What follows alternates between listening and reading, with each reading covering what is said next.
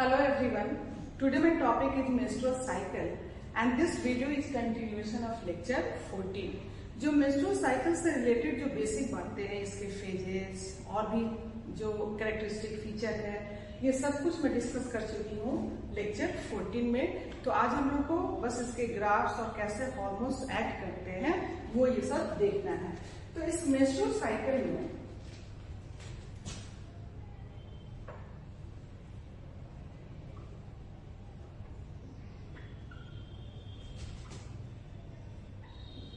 Cycle जो 28 days का यह साइकिल, जिसमें फेजेस की अगर हम लोग बात कर लें तो ये फेजेस जो है फर्स्ट मेंस्ट्रुअल फेज और ब्लीडिंग फेज, मेंस्ट्रुअल फेज और ब्लीडिंग फेज। मैं बस एक लिखूंगी क्योंकि बाकी सारी बातें लेक्चर 14 में की जा चुकी है।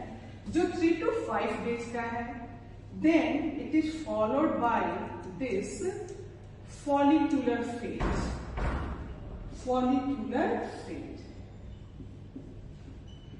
It is also known as proliferative phase, oestrogenic phase और pre-ovulatory phase. फिर 1 डे का ये ovulatory phase and this is luteal phase.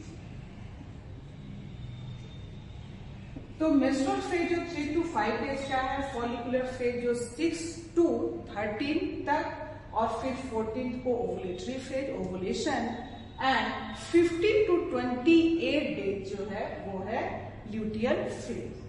तो इस menstrual phase, follicular phase, ovulatory phase और ल्यूटियल फेज में मेंस्ट्रुअल फेज में जो है वो तो ये रेफर करता है किसको, यूट्रस को, और बाकी follicular phase, ovulatory phase, luteal phase, ये सब कुछ जो है ये चेंजेस जो हम लोग देखेंगे वो किसमें, ओवरी में। अगर इसको हम लोग एक सिंपल डायग्राम से मैं इसको दिखाती हूँ आपको कि कैसे, सपोज कि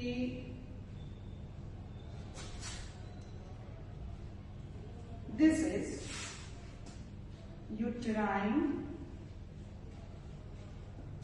cycle।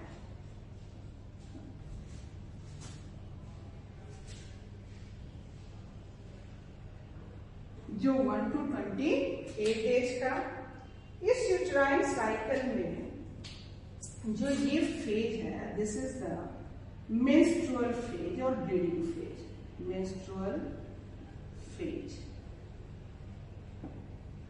तो इसमें यानी कि यूट्रस ने खूब तैयारी कर रखी है आने वाले एम्ब्रॉय के लिए, और उस एम्ब्रॉय, आने वाले एम्ब्रॉय के लिए जो तैयारी हुई है वो किस तरह की कि जो एंडोमेट्रियम के वाल है वो थिक हो गए हैं, वो कुशन लाइक हो गए हैं, ताकि एम्ब्रॉय जो है उसको किसी तरह का कोई एब्रेशन ना हो और वो बड़े आराम से वहां पे इम्प्लांटेशन उसका हो सके, जिसकी तैयारी यूट्रस ने कर रखी है। इसके पहले मैं आपको बताऊं कि जो एंडोमेट्रियम का वॉल है, एंडोमेट्रियम जो कि इनर वॉल है, इनर वॉल ऑफ यूट्रस, इस इनर वॉल ऑफ यूट्रस में जो एंडोमेट्रियम है 2 लेयर है। ये 2 लेयर कौन कौन से हैं, तो स्ट्रेटम बेसिलिस एंड स्ट्रेटम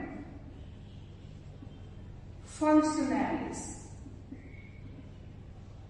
नाम ही बता रहा है कि फंक्शनैलिस यानी फंक्शन जो मेंस्ट्रुअल साइकिल में होगा वो किसका होगा, स्ट्रेटम फंक्शनैलिस का।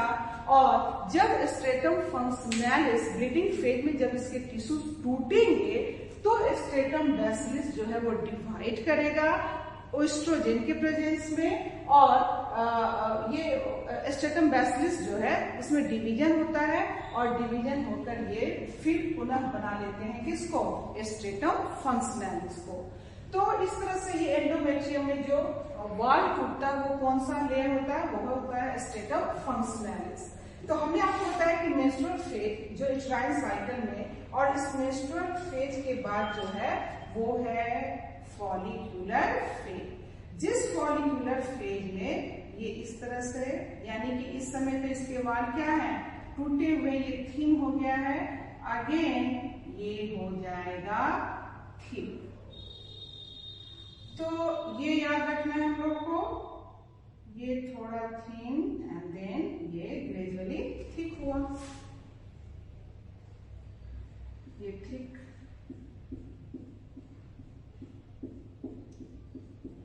And this is menstrual phase.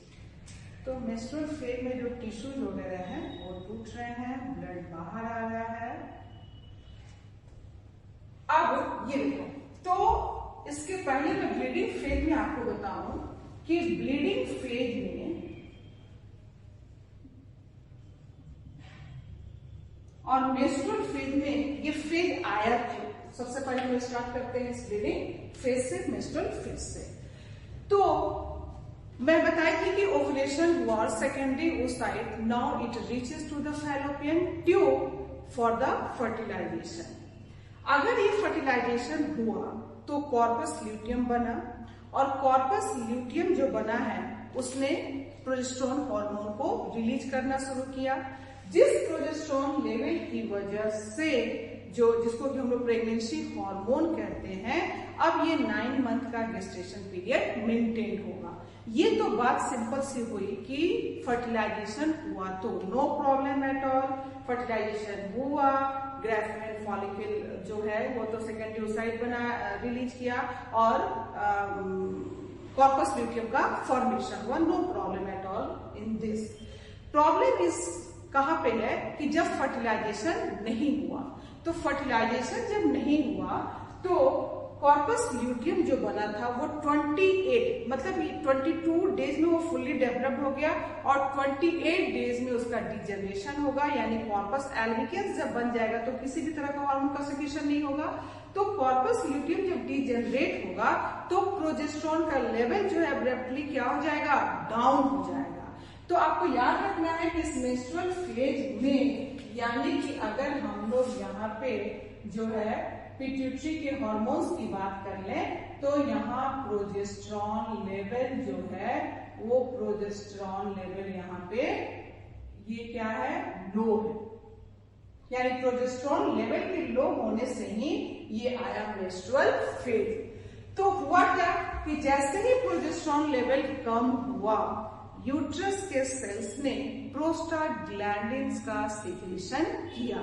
Prostaglandins जो है वो वैसोकंस्ट्रिक्टर है, इसने जो सप्लाई हो रही थी टिश्यूज वगैरह को, वो कंस्ट्रिक्टेड होने की वजह से जिस रेट से ऑक्सीजन मिलना चाहिए था वो नहीं मिल रहा है, और साथ ही साथ यह जो वैसोकंस्ट्रिक्टर जो प्रोस्टाग्लैंडिन्स है, इसने मायोमेट्रियम में भी क्या कर दिया, कॉन्ट्रैक्शन ला दिया। तो अब मायोमेट्रियम का जो कॉन्ट्रैक्शन होगा उसी के पास तो है एंडोमेट्रियम का लेयर और ब्लड वेसल्स है, जो ब्लड वेसल्स भी खूब ज्यादा हाईली वेस्कुलराइज्ड हो गया है, ताकि आने वाले एम्ब्रॉय को प्रॉपर न्यूट्रिएंट्स डिफ्यूजन के द्वारा दे सके। यूट्राइन ग्लैंड जो है वो ट्यूबुलर हो चुके हैं वहां पे, जो एपिथेलियम है, ताकि वो न्यूट्रिटिव सब्सटेंसेस का सिक्रीशन करके एम्ब्रॉय को न्यूट्रिटिव मटेरियल सप्लाई कर सके, क्योंकि आती तो प्लासेंटा का फॉर्मेशन नहीं होगा।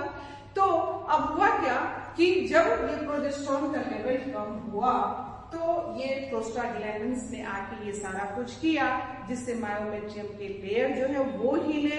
उनके हिलने की वजह से जो स्ट्रेटम फंक्शनैलिस है उसके लेयर भी टूटे, और वहां पे जो ब्लड वेसल्स है वो भी टूटे, and that is the bleeding phase. जिस ब्लीडिंग फेज में हमने ब्लड कंपोजिशन में बताया था कि म्यूकस है, टिश्यूज ऑफ द एंडोमेट्रियम है, अनफर्टिलाइज्ड ओवम है, तो ये सब कुछ कंपोजिशन 40 to 80 ml पर साइकिल ये ब्लड का लॉस होता है।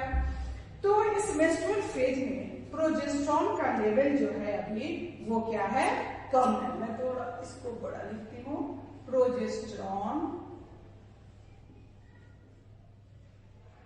का लेवल जो है ये अभी क्या है, कम है, and that's why there is the bleeding phase. अब इस यूट्राइन साइकिल में हुआ। अब हम लोग यहाँ पे देखेंगे ओवेरियन हार्मोन। ओवेरियन हार्मोन, जिस ओवेरियन हार्मोन में मेनली हम लोग प्रोजेस्टेरॉन की बात करेंगे। तो प्रोजेस्टेरॉन तो अभी यहाँ पे ये प्रोजेस्टेरॉन कैसा है, अभी ये प्रोजेस्टेरॉन डाउन है, डाउन है, डाउन है, और इस तरह से ये जब, तो अब इसमें ओवेरियन हार्मोन के बाद हम लोग ओवेरियन साइकिल को भी देख लेते हैं।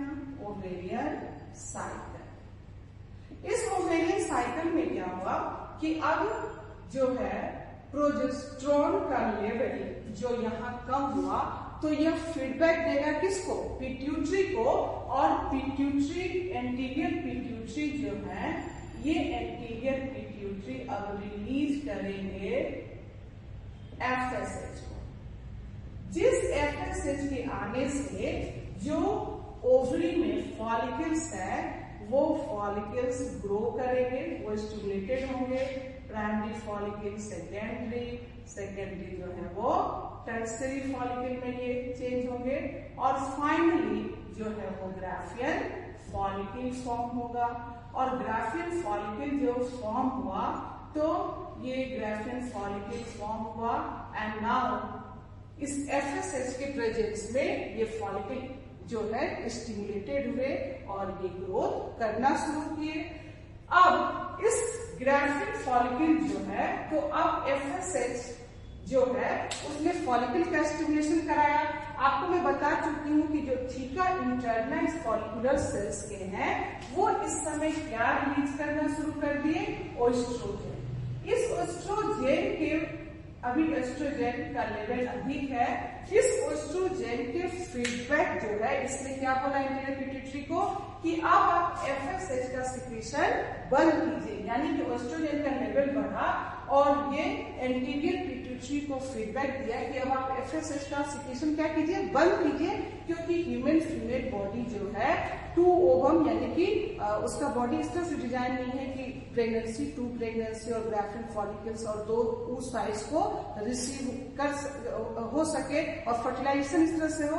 तो इसने एफएसएच के सिक्रीशन को क्या कराया, कम करा दिया, बंद करा दिया, क्योंकि अब तो जरूरत नहीं है ना फॉलिकल्स को मैच्योर होने की, जो फॉलिकल्स की जरूरत थी वो तो हो गया। अब यहाँ पे जब ओएस्ट्रोजेन का लेवल बढ़ा, तो ये अब इसके कहने से ये शुरू किए क्या चीज, एलएच। तो एलएच का जब सिक्रीशन हुआ, तो ये एलएच ने क्या कर दिया, ओवुलेशन। इस एलएच जो है ये कारण बन गया किसका, ओवुलेशन का, ये याद रखेंगे। तो अब हम लोग देखते हैं कि ओवेरियन हार्मोन में अब ये जो ओवुलेशन हुआ, तो now there is the formation of this corpus luteum. ये सब स्ट्रक्चर में अच्छे से देखे थे। तो कॉर्पस ल्यूटियम, और जब कॉर्पस ल्यूटियम आ गया, तो अब ये सिक्रीशन करेगा किसका, प्रोजेस्टेरॉन का। तो प्रोजेस्टेरॉन का लेवल अब क्या हो गया, बढ़ जाएगा। तो इस तरह से हम लोगों ने देखा कि यह प्रोजेस्टेरॉन, जो प्रोजेस्टेरॉन का लेवल कभी like this, like this, like this, and इस फेज में ये प्रोजेस्टेरॉन का लेवल बढ़ेगा लाइक दिस, ये बढ़ा। अब प्रोजेस्टेरॉन और साथ ही साथ जो फॉलिकल्स मैच्योर हो रहे हैं, तो ये भी एस्ट्रोजेन का सिक्रीशन कर रहे हैं, और एस्ट्रोजेन का सिक्रीशन जो होता है ये ऑन द 13 डे ज्यादा और ऑन द 17 to 80 डेज, ये याद रखना है। हाँ, आपको बहुत अच्छे से याद रखना है कि वो कौन सा हार्मोन है जिसका मेंस्ट्रुअल साइकिल में जिसका लेवल 2 बार बढ़ता है, वो है एस्ट्रोजेन, यानी कि यह जो ये प्रोजेस्टेरॉन का लेवल हम लोगों ने देखा, और ये रहा एस्ट्रोजेन। तो प्रोजेस्टेरॉन और एस्ट्रोजेन, साथ ही साथ अब ये जो तो ये एस्ट्रोजेन पूरे मेंस्ट्रुअल साइकिल में एक ऐसा हार्मोन है जो 2 टाइम्स इसका सर्ज होता है, इसका कॉन्सेंट्रेशन बढ़ता है। तो वो कौन कौन सा डे मैं यहाँ लिख देती हूँ, वो होता है ऑन द 13th डे और ऑन द 18th डे। तो 13th डे और 18th डे, यहाँ पे इसका ये कॉन्सेंट्रेशन बढ़ता है, 2 टाइम्स ये सर्च करता है। ये अच्छे से याद रखना है। दूसरी बात ये कि अब ये प्रोजेस्टेरॉन जो है इसने इस प्रेगनेंसी को मेंटेन किया। अगर फर्टिलाइजेशन नहीं हुआ तो अब ये कॉर्पस ल्यूटियम जो है वो डीजनरेट कर गया। ये कॉर्पस ल्यूटियम जो है ये डीजनरेट कर गया and now there is the formation of the corpus albicans. जो कॉर्पस एल्बिकेंस ये ऑन द 28th डे अब नो हार्मोन, तो जब नो हार्मोन यानी वही प्रोजेस्टेरॉन जब नहीं आएगा तो प्रोस्टाग्लैंडिन्स ने ये सारे काम कर दिए जो लीड किया किसमें, मेंस्ट्रुअल फेज में। तो menstrual phase and this phase is followed by this follicular phase, follicular phase. साथ ही साथ and this phase is the luteal phase. तो ये और ये अपना ओवुलेटरी फेज जिसमें ओवुलेशन हुआ 14th डे, ये याद रखेंगे। तो ये बहुत ही सिंपल, यानी कि अगर हम आपको एक और इसमें ग्राफ दिखा दें कि कैसे, तो ये देखो जो, यानी कि आपको याद रखना है कि ब्लीडिंग फेज में प्रोजेस्टेरॉन का लेवल, LH, FSH, ओएस्ट्रोजन सब का लेवल जो है initial stage of the menstrual cycle कम है। अब लेटर स्टेज में प्रोजेस्टेरॉन के कम होने की वजह से यह फीडबैक जाएगा किसको, हाइपोथैलेमस को, और वो GnRH को रिलीज करके एंटीरियर पिट्यूटरी से FSH का सिक्रीशन कराएगा कि चलो जो बीत गई सो बात गई, अब हम लोग नेक्स्ट साइकिल की तैयारी करते हैं। तो इस तरह से FSH आकर इस फॉलिकल्स को मैच्योर कराएगा और तब ओएस्ट्रोजन का सिक्रीशन शुरू होगा, क्योंकि हमने बताया था थीका इंटरना सीक्रेट्स ओएस्ट्रोजन हार्मोन। इस ओएस्ट्रोजन के लेवल के बढ़ने की वजह से अब यह फीडबैक देगा एंटीरियर पिट्यूटरी को कि अब आप FSH का सिक्रीशन रोकिए और LH का सिक्रीशन कीजिए। तो जब LH आएंगे तो ऑन द 14th डे ये होगा LH सर्ज। यानी कि अगर हम लोग ल्यूटिनाइजिंग हार्मोन को भी यहाँ देख लेते हैं तो यह suppose this red colour I am denoting this luteinizing hormone, तो ये luteinizing hormone on the 14th day ये पीक पे होगा and so the ovulation and this is called LH surge. This is called LH surge. अब यह LH जो है minded, ये इसलिए भी जरूरी है, ये LH मेंटेन रखता है किसको, कॉर्पस ल्यूटियम को। तो अब मान लो कि जब इनिशियल स्टेज में जब फर्टिलाइजेशन नहीं हुआ तो FSH तो पहले ही कम हो गया, ओएस्ट्रोजन का भी लेवल कम हो जाएगा, LH का भी कम होगा और प्रोजेस्टेरॉन का लेवल तो कम होगा ही। तो आपसे अगर पूछा जाए कि इस मेंस्ट्रुअल फेज में किस किस हार्मोन का इनिशियल स्टेज में किस किस हार्मोन का लेवल कम होगा, तो ऑफ कोर्स आप बता देंगे कि इस समय GnRH भी कम है, एस्ट्रोजन भी, इसका भी लेवल क्या है, कम है, LH भी मैम कम है, प्रोजेस्टेरॉन भी यहाँ इसका लेवल क्या होगा, लो होगा, FSH तो लो होगा ही। लेकिन अब later stage of the menstrual phase यानी प्रोजेस्टेरॉन का जो लेवल कम हुआ है यह फीडबैक जाएगा किसको, हाइपोथैलेमस को, और हाइपोथैलेमस GnRH रिलीज कराकर एंटीरियर पिट्यूटरी को स्टिमुलेट करेगा कि आप FSH का सिक्रीशन कीजिए। तो जब FSH आएंगे तो ये फॉलिकल्स मैच्योर होंगे, ओवुलेशन होगा, LH सर्ज होगा।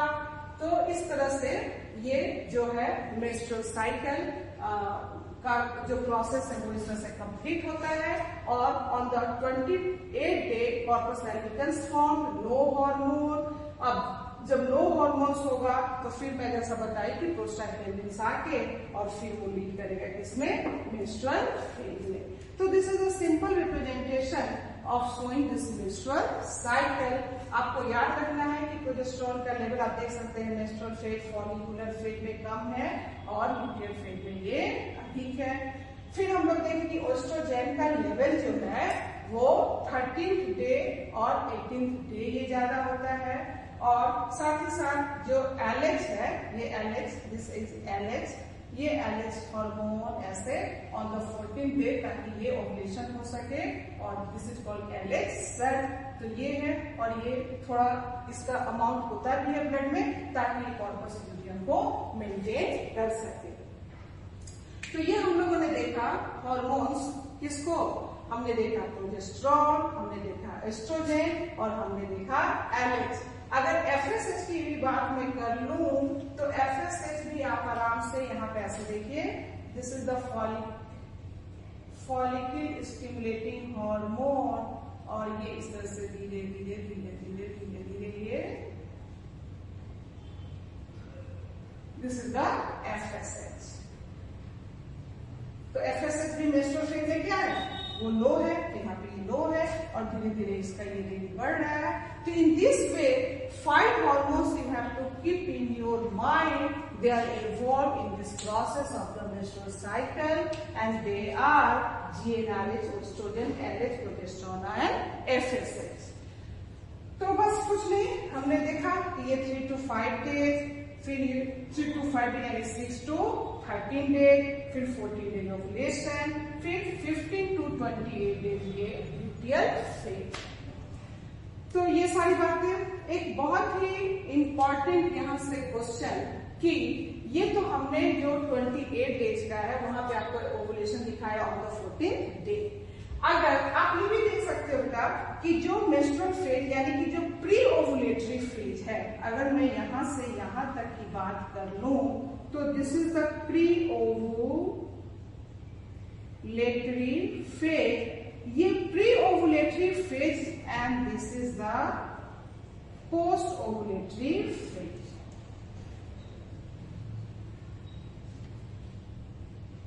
तो प्री ओवुलेटरी फेज वो डिपेंड है किस पे, एलएच पे। यानी कि सपोज एलएच जो है 12 तारीख को एलएच सर्ज हो गया तो ओवुलेशन किस दिन हो जाएगा, 12 को हो जाएगा। अगर 28 डेज का ये साइकिल है तो अगर एलएच सर्ज 13 को होगा तो ओवुलेशन भी 13 को हो जाएगा।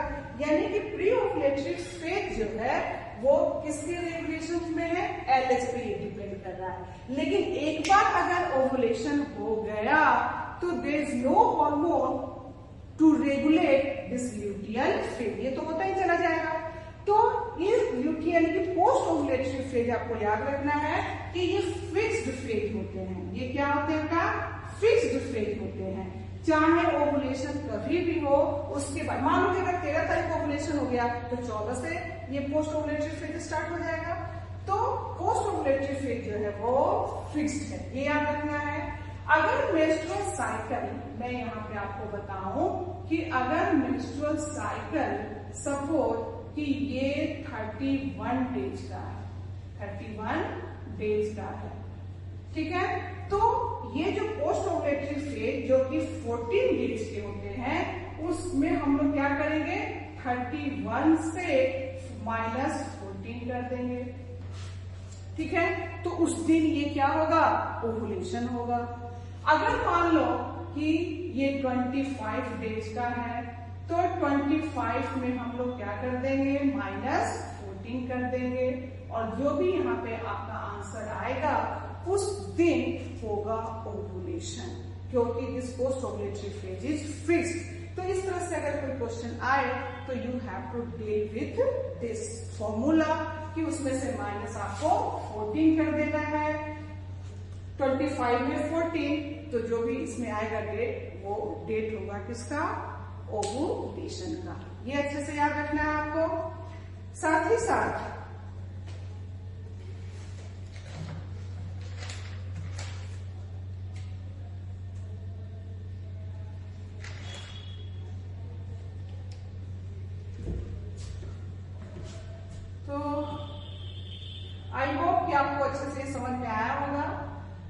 31 माइनस 14 ये कितना हो जाएगा 17। तो 17 को इसमें क्या होगा ओवुलेशन होगा, ये याद रखेंगे। और इसमें 11 तो 11 डेज पे ये ओवुलेशन होगा। तो आई होप कि आपको ये सारी चीजें क्लियर होंगी। एक चीज और कि मेंस्ट्रुअल फेज में ये देखो बेटा ये सारा तो लेवल अभी कम है, लेकिन इसके लेटर स्टेज में फॉलिकुलर फेज में GnRH, ओएस्ट्रोजन, LH, FSH ये सब का लेवल बढ़ जाएगा। फिर जब ल्यूटियल फेज आएगा तो ल्यूटियल फेज में प्रोजेस्टेरॉन लेवल बढ़ेगा और प्रोजेस्टेरॉन लेवल बढ़ने से जो है वो फीडबैक जाएगा, तो FSH, LH ये सब कम हो जाएंगे कंपैरेटिवली और प्रोजेस्टेरॉन लेवल मेंटेन करेगा प्रेगनेंसी को। अगर फर्टिलाइजेशन नहीं हुआ तो कॉर्पस ल्यूटियम जनरेट होगा, एब्रप्टली प्रोजेस्टेरॉन का लेवल घटेगा, प्रोस्टाग्लैंडिन्स आएंगे, वैसोकंस्ट्रिक्शन कराएंगे, ब्लीडिंग फेज होगा, 3 to 5 डेज ब्लीडिंग फेज रहेगा, फिर 6 to 13 फॉलिकुलर फेज जाएगा, जिस फॉलिकुलर फेज में ओएस्ट्रोजन है और ओएस्ट्रोजन जो है वो सेल डिवीजन कराकर यूट्राइन टिश्यू के थिकनेस को क्या करेगा वो बढ़ाएगा, ताकि ये यूट्रस का जो थिकनेस है वो धीरे धीरे यहाँ क्या होगा ये बढ़ता हुआ चला जाएगा। तो this is all about this menstrual cycle. I hope आपको अच्छे से समझ में आया होगा। Thank you so much.